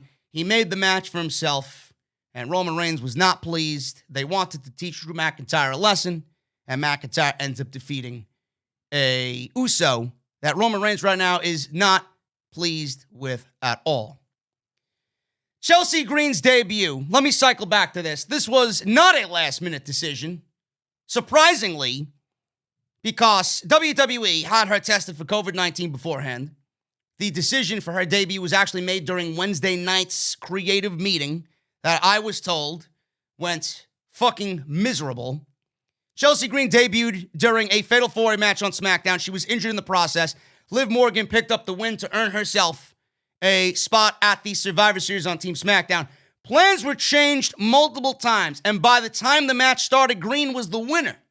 Since the events of the match happened as they did, it needed to be changed back in the ring. Audible was called. Liv Morgan was originally slated to win the match. Liv Morgan, who was originally slated to win the match, ended up picking up the victory anyway. Now, I was told Chelsea Green was supposed to win the match. Otherwise, why was she there? And then this report says that Liv Morgan was supposed to win the match originally, ended up picking up the victory anyway. I don't believe that report at all. If Chelsea Green was there, she was in the match, she was slated to win the match. Otherwise, why the fuck is she there? Why is she there?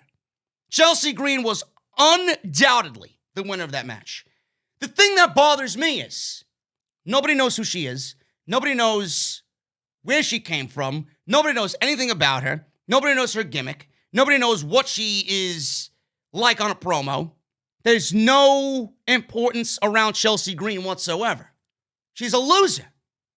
From what I could tell, WWE threw her in there because everybody thinks they know everything on social media nowadays, so you know who she is, just throw her out there. It's not the way it works. It's not the way it works. You gotta give me something to sink my teeth into. Months of vignettes. What they did for Carmella, they should have did for Chelsea Green. It wasn't done. Nobody knows anything about this woman. She has not appeared on this show at all. And like that, you want to put her in a match like that. And now she has an injury that she should not have suffered. That's what pisses me off. You put this woman in a situation with literally nothing behind her, and she got hurt for absolutely no reason. Now she's going to be out 3-4 months. God knows how long it's going to take to heal and rehabilitate the wrist, which she's already injured. And now look, WWE absolutely dropped the fucking ball on this situation. Absolutely dropped the ball on Chelsea Green, man. That's what pisses me off royally. AEW beats NXT in the ratings with the Full Gear fallout that they had on Wednesday night. This week's Full Gear post episode of Dynamite averaged 764,000 viewers on TNT, up 6.6% from last week. On the USA Network, NXT was up 3.6% overall, and they averaged 632,000 viewers. That is where they're going to average out when they're not rehashing and reviving an old WCW-themed pay-per-view to counter AEW. And I got to give them credit. Halloween Havoc was brilliant. I loved it. Probably the best NXT show all year. The total Wednesday night viewership was 1.396, almost identical to 3 weeks ago, and one of the lowest numbers of the last several months. That is still up 5.2% from last Wednesday, where Dynamite and NXT both went against the election coverage on the day after last week's presidential election, after failing to chart in the top 150. Well, the top 50, rather. Last week, with cable news dominating the ratings, Dynamite was up 17th to number 17 on the cable charts in the 18 to 49 demo, while averaging the same 0.3 in the rating as the show did last week. NXT was up 14.3% in the 18 to 49 demo, averaging 0.16, but failing to make the top 50. NXT finished 56th, and like I said, AEW topped in the top 50 at 17. That's a little higher than last Wednesday, where neither charted, but there still does not seem to be any audience retention from strong ratings of Halloween Havoc 2 weeks ago. Year over year, Dynamite was down 20.2% in overall viewership and 30.2% in the 18 to 49 demo. That is not good, but I don't really think it's their fault. NXT was down 15.7% in viewership and 36% in the demo. Detailed demo ratings for NXT are not available because it did not chart in the top 50. AEW's strongest demo was men 18 to 49, where the show averaged a 0.3 rating. That tied for 8th overall on cable in the demo and was first amongst non-news programming. It's not their fault. I could sit here and say NXT is not the same. NXT sucks. It doesn't feel the same as it did 2 years ago.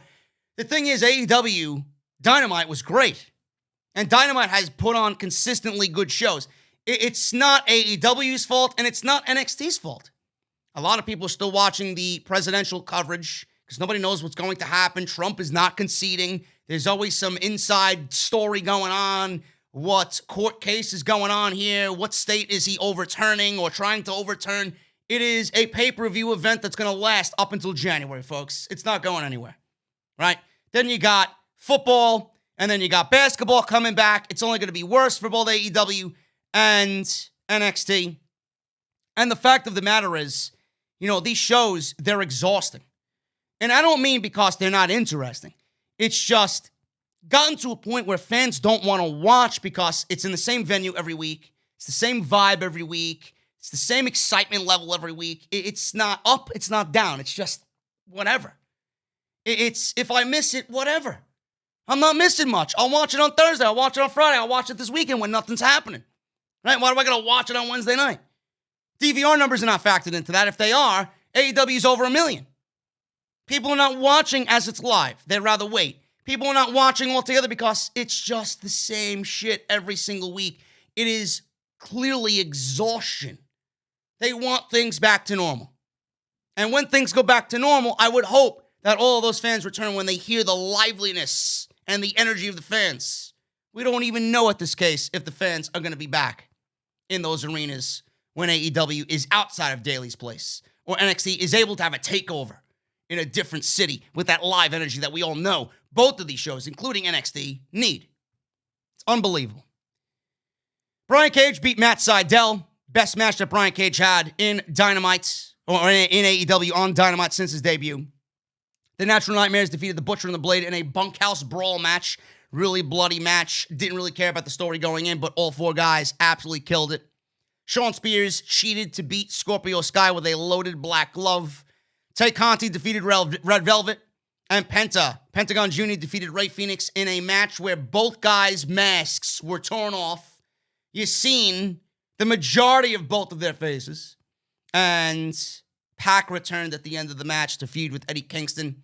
I'm sure Pac is going to be reformed with the Death Triangle. He's going to convince Penta and Phoenix to join him because they were a unity when he was their leader with them. And Eddie Kingston and Pac, we might be seeing matches with Pentagon and Eddie Kingston, Phoenix and Eddie Kingston, Pac and Eddie Kingston. A great natural progression of Eddie Kingston moving on from the world title and Jon Moxley. Can't wait to see that. The match was made. Jon Moxley versus Kenny Omega for December 2nd. And I can't wait. It's the biggest match in AEW history. And I have news on why that match is happening on Dynamite and not on pay-per-view come Wednesday's post-show when I'm live on YouTube. But I'm sure they're doing it for ratings. They want to go into the end of the year with a strong rating pull. And having that match as the main event on the December 2nd show is going to generate a major number for them. That is a can't-miss match. It is the biggest match in Dynamite history. It's the biggest match in AEW history. It could transcend everything. Now, a lot of people are wondering, are they making this match because Jon Moxley is going over to New Japan and going to work Wrestle Kingdom? I don't think that's the case. I haven't heard anything. I haven't heard anything from AEW's behalf. I haven't heard anything from New Japan's behalf. I don't know if AEW is willing to risk Jon Moxley going over there and having him miss their shows because he's going to go over there, work. Maybe he gets something over there. Maybe it's more likely he gets something over there instead of the contained environment bubble that AEW has created for everybody on its roster. He's going to have to quarantine when he gets back, so he's probably going to miss when he gets back 2 weeks of shows because he's got to quarantine, got to get tested again. It's a struggle. It's a headache. I don't know if that's the case. But this is the biggest match in AEW history happening on Dynamite. I'm for it. I pulled for Tony Khan to not give us a match like we usually get with commercials, riddled with commercials. It's got to be commercial free. I hope he can pull some strings. It is that big where we want to sit and watch the 25 minutes of this beauty unfold. The AEW Championship is important. It's been given importance. And when you feel a title match and see a title match like this, based on how they booked that World Championship and how they booked Moxley, it is important. If WWE, is doing Randy Orton versus Drew McIntyre on Monday night for the WWE title, it's not as important because that title has been devalued so much, whereas AEW loves to build around their titles and give them importance and put them on people that are actually going to enhance the title. But the thing with this match is, a lot of people were wondering, is it going to be a situation where Moxley drops the title? Does Omega become the new champion? I don't think so. If Moxley is not going to New Japan, I think Omega is fucked out of this match. And I honestly think Omega has Hangman cost him the match. I really do. And then we get a match that happens again between these two at Revolution. And Omega wins the title there. Some sort of stipulation, maybe. We'll see. But I also love the fact that Omega, in the promo that he cut on Dynamite, saying, this is legitimately the first time that you and I have met in a standard wrestling match in AEW. This is legitimately one for the record books because it will indicate that we've never been in the ring together. And I love that because it goes and shows you that whatever AEW is doing per storyline, they always think to what they did previously. And that unsanctioned match did not count. This is legitimately the first time that they're in an AEW ring together. And this time for the world title. I love it. I love it. I thought Dynamite was very good. NXT, I didn't watch. Being that Tony Storm is on the show weekly, maybe I should watch. I don't know why I'm not. Oney Lorcan and Danny Burch defeated Breezango to retain the NXT Tag Team Championships. Where do they go from there? The only other team that is in that tag team division is the Undisputed Era. Not really much going on as far as tag team wrestling goes. So Lorcan and Burch, they're being enhanced by being around Pete Dunne. They're enhanced by being around a Pat McAfee. Because who were they before that? Nobody's. They were just a solid tag team with a very small ceiling that WWE really wasn't going to put a lot of effort into building around. Now they're in a tag team division with the tag team championships, and there's no tag teams to defend those titles against. The weakest part of NXT is their tag team division. Hopefully we can start seeing a rebuilding process for those tag team titles because tag team wrestling in NXT was such a thriving aspect of the entire brand. Has not felt like that all year long. For the last couple of years, in fact. Ever since the War Raiders got called up. Done. As soon as you took the War Raiders and the Street Profits away from NXT, they didn't really build around tag team wrestling at all. It just declined. Timothy Thatcher defeated Dexter Loomis. I got news on Dexter Loomis in a little bit. I love Dexter Loomis. I think he's probably my favorite act on all of NXT television. Candace LeRae defeated Toni Storm. So they're obviously keeping Candace LeRae looking strong. Toni Storm right now, everybody loves Toni. So taking a loss, not really that big of a deal. Ember Moon even took a loss against Dakota Kai. Everybody is so competitive in that division. I like it. Santos Escobar defeated Jake Atlas to retain the Cruiserweight Championship. Nobody gives a shit. And Leon Ruff defeated, yes, Leon Ruff, who was squashed by Karrion Kross over the summer in 90 seconds, won the North American Championship from Johnny Gargano. Absolutely despicable. Miserable. What a terrible creative decision. Now, apparently WWE is trying a new formula in their booking strategy. During Wrestling Observer Live, Meltzer explained why NXT made this big title switch. He said it's the first time NXT used one of their key championships as a comedy gag. There's no real follow-up with Leon Ruff as champion, and it wasn't designed to necessarily put him over at all. He says this, and I quote, "It's not like they bring the guy in, he wins the title on the first night, and they create a star." Which actually, you know, with all the people that they have, that actually wouldn't be the worst idea in the world. You know, and coming in first night and winning a championship, it's done rarely, and it can be done to get a guy over instantly. This was not designed to make Leon Ruff a star or anything like that. End quote. The title change on NXT this week was a big shocking moment, and fans did not appreciate it, myself included. Many saw the angle as comedy. You know what I saw the angle as? Not only comedy, but you are devaluing the North American Championship. You went from Keith Lee, dropping the North American Championship to Damian Priest, and then Johnny Gargano, and now it's on Leon Ruff? That championship was the most consistent championship in the entire company, built with prestige. And now you put it on Leon Ruff, and they might not agree because they're so fucking nearsighted. They are so stuck in their fucking ways. You putting that title on Leon Ruff erases legitimately the entire lineage of that championship. This is so against what NXT is about. And they continue to show you that whatever they were in the past, whatever we fell in love with regarding NXT in the past is dead. This was the stamp of approval on that. Dead. I do not agree with this at all. Leon Ruff is not a guy you put a championship on like that.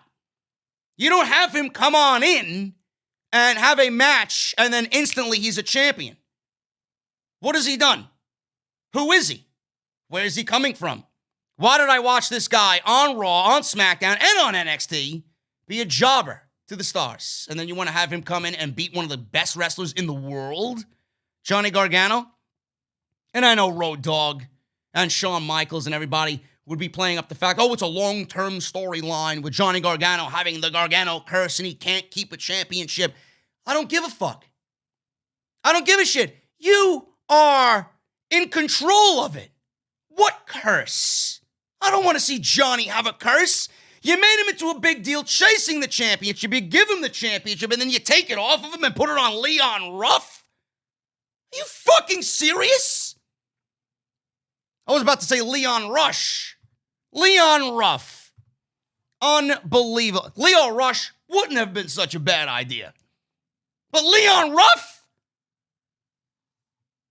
Gargano's storyline is a cursed champion, and this will continue. And Leon Ruff is the North American champion. It's possible that NXT has a big angle planned so that they tried to make sense of this. But at this time, it doesn't appear Leon Ruff's title win was designed to be anything more than a shocking moment.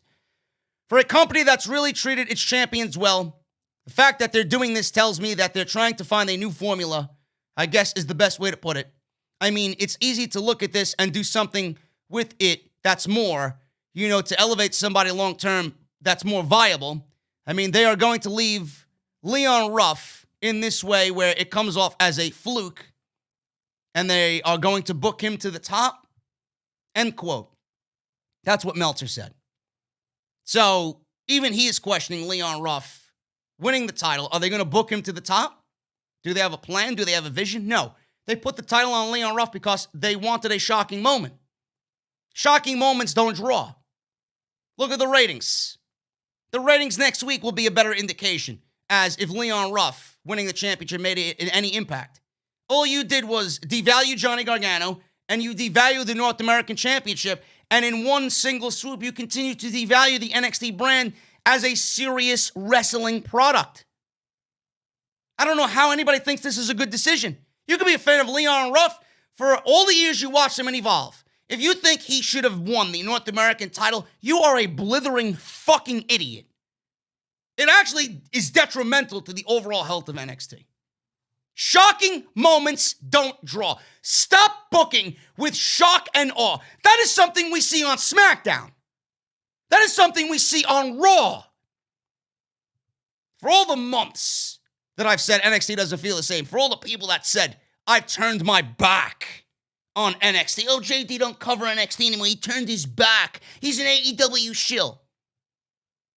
It's all you need to know, folks. I turned my back on NXT. Sorry, geek. NXT turned its back on NXT. This is just a prime example of that being factual. The Scream Mask mystery angle.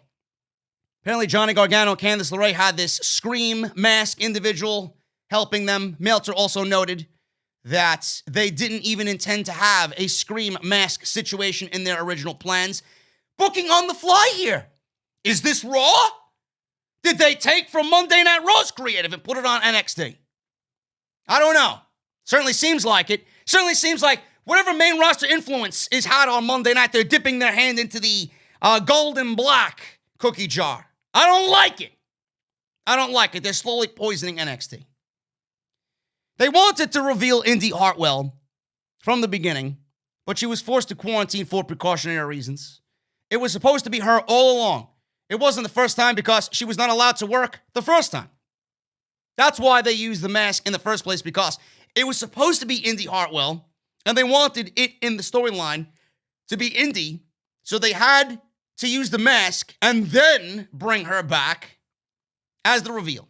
So in the 2 weeks while she was quarantining, they wanted to unveil her immediately, but being that she had to quarantine and they wanted to still use her in this role, they had to have someone else under the mask until she was actually back from quarantine and tested negative of COVID-19. And then it was revealed on Wednesday that the Scream Mask individual was actually, in fact, Indy Hartwell. This was never meant to be a long-term thing. NXT wanted to hook Indy up with Candace at Halloween Havoc. Now Indy Hartwell will be LeRae's backup, much like Raquel Gonzalez is for Dakota Kai. Great. That means they see something in Indy Hartwell. More women thriving, the better for that division. If they put as much effort into that division, then they, if they put as much effort into that division, compared to what they do with NXT in general as a whole, we would be better off on Wednesday nights. NXT didn't let the suspense go for too long before revealing Indy Hartwell as the masked, ghost-faced superstar. They're now carrying on with plans as they originally had for Indy Hartwell after a COVID-19 situation inside the Performance Center. Good for her. I heard a lot of good things about her, and I heard WWE management in NXT is very high on her. Another Australian in the ranks of WWE's women's division. Dexter Loomis. He's considered one of very few who's working hard to improve. According to Fightful, Dexter Loomis has received amazing remarks from his colleagues. In fact, he was one of the few NXT names named who is said to be working hard to improve. This is based on their Brass Ring series, where they asked dozens of WWE superstars and staffers who was working hard to improve, and that information was cross-referenced with Dexter Loomis. He's one of the few NXT names that was mentioned as working hard to improve based on the Brass Ring series. It was reported that Loomis and his name was brought up prior to his push on NXT television. This was based on his willingness to work and get on the show to begin with. Dexter Loomis has delivered in the opportunity he was given, according to several people who were asked. They praised him for not giving up on himself or the gimmick that NXT gave him. Now he is a featured performer on Wednesday nights. It is not that difficult to figure out who works and who doesn't. Normally, NXT, it is definitely visible to everybody watching who gets it, who works, and who is trying more so than somebody that's not working hard. Dexter Loomis has that character down to a natural science. You go follow him on social media. In every picture, he's not smiling. No matter if he photographs himself in his own backyard, no matter what he's doing in his personal life, he always has the same look. He always has the same facial expression. And when you think, he plays this role so well that if you were to script a movie based on his character and you wanted somebody to play that role, I guarantee you, no matter who you name, where you look, Hollywood or not, You're not going to find anyone better than Dexter Loomis, man. He is fucking great. The one shining beacon of light in 2020 on NXT has been Dexter Loomis, and I'm going to actually go out there and say Cameron Grimes, my good old friend Cameron Grimes. Cameron Grimes. Good stuff. Dexter Loomis, the ceiling is very high. If you have somebody like Dexter Loomis on your roster and you don't know how to book him, then you shouldn't be writing creatively for a wrestling company. That's how good he is. This guy has all the ceiling in the world to excel. I see big things for Dexter Loomis. If not, my God, man, my God. But again, like always, we watch NXT because we fall in love with these people. Why aren't people watching NXT? One of the main reasons why people aren't watching NXT, and it's not really discussed by a lot of different podcasters in the community, one of the reasons why people aren't watching NXT is because why should we fall in love with somebody like Dexter Loomis when we know, inevitably, the character's not going to be pushed and not going to achieve the heights that we know it should on the main roster because what they see is much different than what NXT sees. But nowadays, what main roster sees is what NXT is seeing. They're adapting and adopting that main roster feel and influence to NXT because they feel like it's going to be better for them in the long run to combat AEW. Meanwhile, all it's doing is driving people away because you're ruining the essence. You're ruining the heart and soul of why we fell in love with NXT, but they don't realize that. Awful.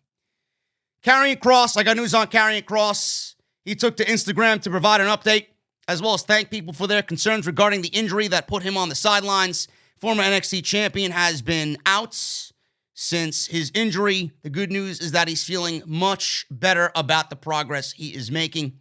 Kross suffered a separated shoulder, to be exact, when he beat Keith Lee at NXT TakeOver 30 back in August. There's still no word yet on when he's expected back. He wrote the following caption of his video on Instagram. He says, and I quote, "I have deliberately neglected to answer any questions about my health from fans since July 22nd for a variety of reasons. I see them every day, though, and the check-ins have been sincerely appreciated. However, today I will answer your question. I feel absurdly stronger now than I did in July. I have not squandered this time away. I have always been addicted to challenges and avenues of improvement since I was a small kid, and I see no point in returning if I'm not coming back even stronger than I was to begin with. See you all again when the time," and he capitalizes time, T-I-M-E, "when the time is right, which, as you know, could be any second, or maybe when you least expect it." Folks, Karrion Kross is not coming back to NXT. If he shows back up on NXT, then I would be floored.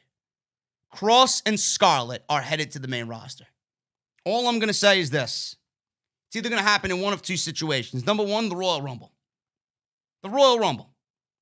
Do you expect Kross to go back to NXT? The majority of the people are expecting him to show up in NXT. How would you feel if Kross comes out and you hear Fall and Pray in the Royal Rumble? And Scarlett does the whole fucking gimmick. Everybody stops, and then he gets into the ring, right?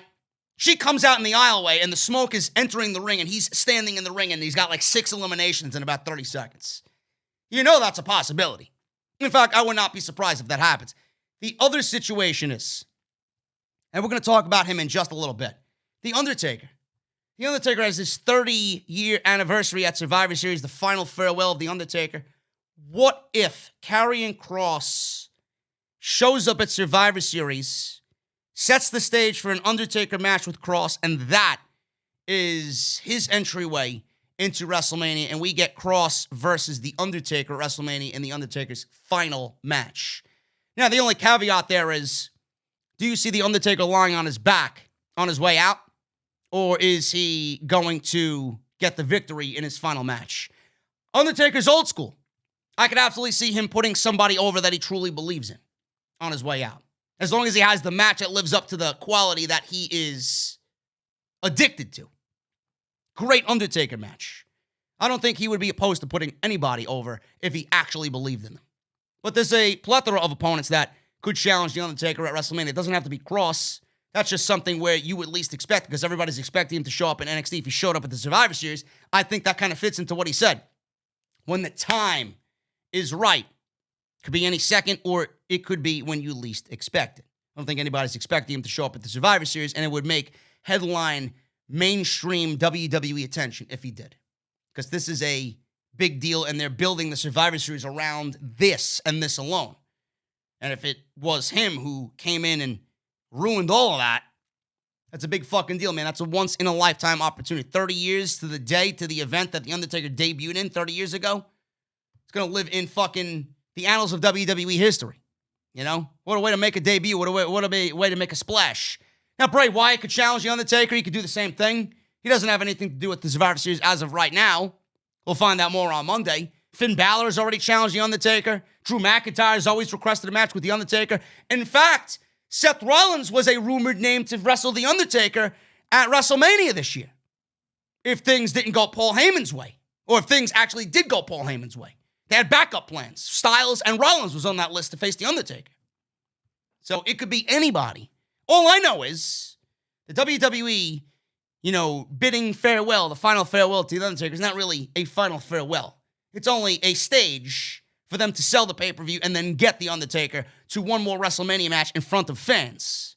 Again, The Undertaker wrestling in front of nobody this year and showing up in front of virtual screens, having a final farewell in front of virtual geeks. Come on, guys. You can't be that blinded. Really. Monday Night Raw ratings were terrible as always. According to Showbuzz Daily, the episode drew 1.69 million viewers on the USA Network. I can't even imagine the USA Network makes WWE Raw a priority anymore. I mean, they have sunken so low. It is embarrassing. This is actually up from the 1.656 million viewers a week ago, barely. Doesn't mean it's a good show. Doesn't mean that Monday Night Raw's on the upswing. Doesn't mean that. The biggest thing to note about last week's show was the third hour doing its all-time low with a 1.455 million viewership. This week, it did 1.532. You get a little golf clap, WWE, as I take a ceremoniously sip of cold water in your honor. It went up against Week 9 of Monday Night Football that featured the New England Patriots and the New York Jets that did 9.828 million viewers on ESPN. The 18-49 demo saw Hour 1 at a 0.58, Hour 2 did a 0.53, and Hour 3 did a 0.49. The hourly breakdown is as follows: 1.847, 1.690, 1.532. Monday Night Raw cannot keep anybody's interest, man. It's like the geek that goes on the first date and he's talking about fucking neuroscience and he's sitting across from somebody that he should not be sitting across, right? She's really beautiful. She's blonde. She got blue eyes. She's got a nice little fucking cleavage showing her. She's wearing a beautiful dress. She's dressed to impress. And this guy, I work in quantum physics. So where are you from? Trying to keep that conversation going, man. Like pulling fucking teeth. Before the fucking food even comes, you get up to go to the goddamn bathroom, call your friend, make up a goddamn emergency, get me the fuck out of here, let's go to the bar 6 miles away so this geek doesn't realize anything, and we'll have some drinks and we'll hit on some actual hot guys who are dumber than a box of rocks. The show featured Randy Orton, The Miz, and John Morrison versus Drew McIntyre and The New Day. Fucking awful. That was your main event. Every single week for the last 3 weeks, we got some form of McIntyre versus Miz and Morrison. How the fuck do you think people are going to keep that interest with that as your main event? Are you fucking serious? So the babyfaces go over the heels. We got Ali versus Ricochet. That was the best thing on the show. 2 losers, but Ali, I got to give him praise. Ali's fucking great. Losers in WWE as far as creative goes, not really. But I got to give Ali credit, man. He's trying to make chicken salad out of chicken shit. Ricochet, if he stays with the company, he'd be a goddamn fool. These guys were easily the best thing on the show. Ali defeated Ricochet. R-Truth had a embarrassingly bad 7-way title match for the 24/7 title that did not make sense. Asuka defeated Nia Jax by disqualification. Who gives a shit? Nia Jax had 3 segments on this show. Don't know why. Bobby Lashley defeated Titus O'Neil. Titus O'Neil has seen more TV time on Raw than Aleister Black has seen on SmackDown. Fucking awful. I guess catering, what did I mention on Monday? He had boiled a pot of hot water for some pasta. And then he figured, you know what, while the water is boiling, let me go out and challenge Bobby Lashley to this title match. And he loses in 2 minutes. Riddle and Keith Lee defeated Braun Strowman and Sheamus, continuing the fact that they don't want AJ Styles as captain, but AJ feels like they all need to be on the same page, and they feel like if they do it now and beat the shit out of each other now, they'll all be on the same page, get it out of your system. So instead of feuding with SmackDown, they're feuding with each other. Really doesn't make for a entertaining Survivor Series match. Shayna Baszler defeated Lana. She went through a table 8 weeks in a row now. Ha, ha, ha, 8. Count them, 8 tables. Ha, ha, ha, ha. That's my imitation of the Count Dracula on Sesame Street. I would love to use him in the podcast, but I feel like I get a copyright strike from PBS. And then we have Riddle, who wrestled twice on this show because creative. Riddle defeated Jeff Hardy and Elias in a second chance triple threat match, and he made his way onto Team Survivor Series. Again, I could rant about this McIntyre-Orton situation, but I'm so fucking exhausted that I don't give a shit anymore. Just cycle back with me on Monday night when I do the post show, right here on Raw. Moving on, man, we got an interesting note on some Raw information, some Raw news. There was a note on Byron Saxton in this week's Dirt Sheets. Fightful Select provided a little bit of extra information on the line from Byron Saxton, and it's emerged that he was specifically told to call the match between Nia Jax and Asuka as worthy of a WrestleMania main event stage. Now, I don't know if the guy is drugged or if somebody in creative or Vince McMahon, Bruce, told that to Byron Saxton. They may be out of their mind fucking drugged at the time this was stated. Now, it's not something that he was doing on his own. He was specifically told to call this match a main event WrestleMania-worthy match. And in case you were wondering, Fightful says the line about Asuka versus Jax being WrestleMania-worthy was scripted and instructed for him to say completely. There was no ad-libbing on his part for that line, and it was a total directive from WWE. What does that mean? If anybody thinks Nia Jax is main event worthy, you might as well just fucking zip your mouth shut, go for elective surgery, and just fucking muzzle your mouth shut completely to a point where you don't utter another word ever again. Ever. Asuka, on the other hand, I can absolutely see main event WrestleMania. Who does she main event WrestleMania against? Who? Does WWE bring in Tessa Blanchard? Are they planning for that? Do we see Asuka versus Tessa Blanchard? Or maybe it's just the women in general. Mentioning it during a women's match. Maybe they're talking about a women's match in general. Maybe we get Charlotte taking the title from Asuka, which is predetermined already. Maybe we get Charlotte versus Tessa at WrestleMania. Maybe we get Asuka versus Ronda. You know WWE wants to make WrestleMania the biggest WrestleMania ever. Maybe Ronda comes back and she goes one-on-one with Asuka, which we all know should have been a match that they explored while Ronda was there the first time.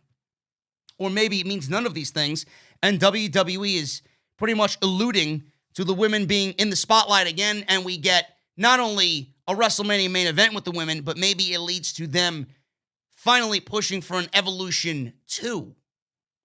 I don't know. I thought that line was absolutely fucking ridiculous in every sense of the word. Vince McMahon has decided to turn Braun Strowman back into a babyface. PW Insider confirmed that Braun Strowman is no longer a heel. It was only a couple of months that Braun Strowman turned heel after his swamp fight with Bray Wyatt at the Extreme Rules pay-per-view because everybody that comes in contact with The Fiend changes. Strowman ended his run on SmackDown with a loss to Roman Reigns, and he continued as a heel after the WWE draft during his matches against Keith Lee on Raw. The babyface turn sets up Strowman as a possible contender for Randy Orton's WWE title. Please bleach me now. Bleach me now. Perhaps after his feud with Bray Wyatt, who is also considered to be a baby face. Strowman's on Team Raw with AJ Styles, Sheamus, Matt Riddle, and Keith Lee. You're wondering why I'm calling him Matt Riddle and not just Riddle, because that's his fucking name. I refuse to call him by his WWE given entity. Strowman is a babyface. Do you care? I mean, do you really fucking care? Who gives a shit? Strowman sucks, heel or babyface. End of story. Just goes to show you that WWE creative is so mismanaged and they don't know left from right, up from down, night from day. Good from bad. They know good from bad. They opt to be bad. Lana is set to receive a WWE Network special before the Survivor Series. Oh, really? Who's going to watch that? A few days ago, Lana tweeted out about how happy she was to be finally getting a network special. There's no release date given at the time, but Ringside News has obtained information. Lana's episode of WWE Chronicle will debut on November 21st. The special is set to air 1 day prior to the Survivor Series, where she will wrestle as part of Team Raw. Maybe they should sub Lana for the table. The table is undefeated. Maybe the table should be number one contender for Asuka's world title. Seriously. We haven't seen a dominant woman in the women's division besides the table. The journey for Lana has not been easy. WWE has buried her week after week in hopes that fans develop sympathy for her and they turn her into a massive babyface. Fans will soon get a much closer look at Lana's life with this WWE Network special. I'll tell you what we won't be seeing on this network special, anything dealing with her husband, which is the reason why she's gone through the table 8 weeks. Ha, ha, ha. Folks, who gives a shit? Really? I mean, if you want me to watch WWE Chronicle, at least make it something interesting about someone I actually care about. WWE still thinks, I laugh at this, that Lana's going to be a babyface. For her to be a sympathetic babyface and for us to care, we actually have to first care about the individual. We all know why you're doing it, WWE. We all know why you're putting this woman through torture. It's not because you want her to be a babyface. It's because her husband is now wrestling for the enemy team and said some bad things about the chairman of the board. Folks, if this does not lead to Lana being sole survivor at Survivor Series, I would be fucking floored. I'd eat this fucking wood. Wood. You know, I'd eat this wood live on fucking Sunday night live stream during Survivor Series in the post show. Give me a fucking break. If she's not the sole survivor of the Survivor Series team, I don't know what is the case for Lana. And finally, Vince McMahon has changed plans to give a singles push to a Raw superstar. Now, plans have changed once again because Vince McMahon is a fucking idiot. Peyton Royce, I don't give a shit. Lacey Evans, I don't give a shit ×2. Teamed up last week on Raw, and that appeared to be a big change of plans for Royce as she was originally scheduled to get a singles push. Meltzer noted on the Wrestling Observer Live that WWE has put time into trying to get Mandy Rose and Dana Brooke over as a tag team because they don't have many teams in the women's tag team division. Oh, really? Now you realize that? And they're trying to get over Lacey Evans and Peyton Royce as a team. Meltzer noted that the original plan was for Peyton Royce to be a single star, but he changed his mind. The original talk about Royce becoming a single star was in late July when McMahon praised Royce, Bayley, and Bianca Belair during a creative meeting. Several weeks later, Royce and Billie Kay split up, and Kay was moved to SmackDown, where they're not doing anything with her, rightfully so, because she's fucking terrible. The Royce Evans story is odd because they did an inset promo during this week's Raw where they were getting along fine. And the week prior to that, they were not getting along at all. But after Raw, things were different.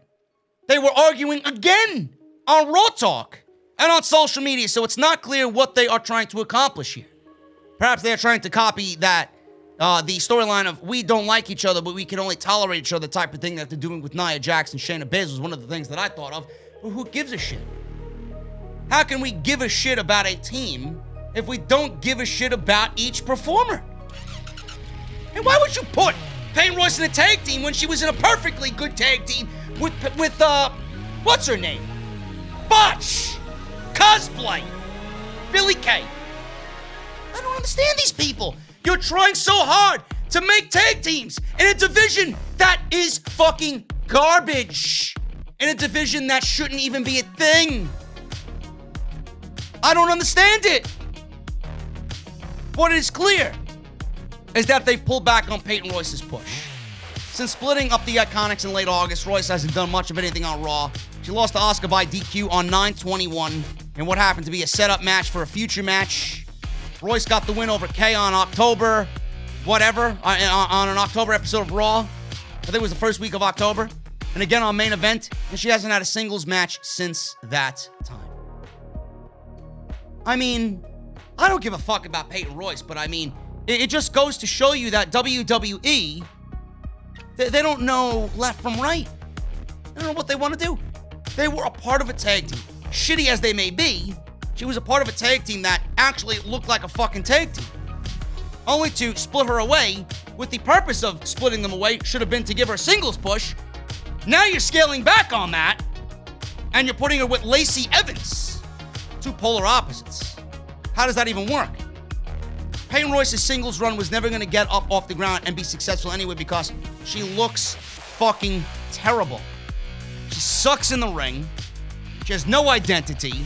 She comes out looking like everybody else. There's nothing special about her. The last time Peyton Royce looked and felt special was when she was in NXT doing that whole Poison Ivy look. That's it. If they don't go back to that, Peyton Royce will never succeed on the main roster. There's nothing about her that stands out at all as far as presentation goes. You and I both know that. Guys, I'm getting out of here, man. Thank you so much for all the support on the podcast. What a show today. And I'm glad you stuck with me all week. And I'm glad you guys ended the week with me right here on episode 351. Make sure you guys go and get some Ritual, man. Ritual.com/script. Every sign up helps the channel out. So if you guys want some great multivitamins, if you guys want to start taking care of yourself in these times ahead, this is the best way to start doing that, man. Ritual.com/script. Follow me on social media at JD from NY206. That's on Twitter and Instagram. Hit that subscribe button down below. Turn on that bell for all notifications. If you enjoyed the video, hit that thumbs up. And I'll see you guys right back here on Monday night for the post show, right here for Monday Night Raw on Off the Script, guys. Thank you so very much again. Hit that thumbs up, and I'll see you right back here on Monday with a brand new week of content on Off the Script.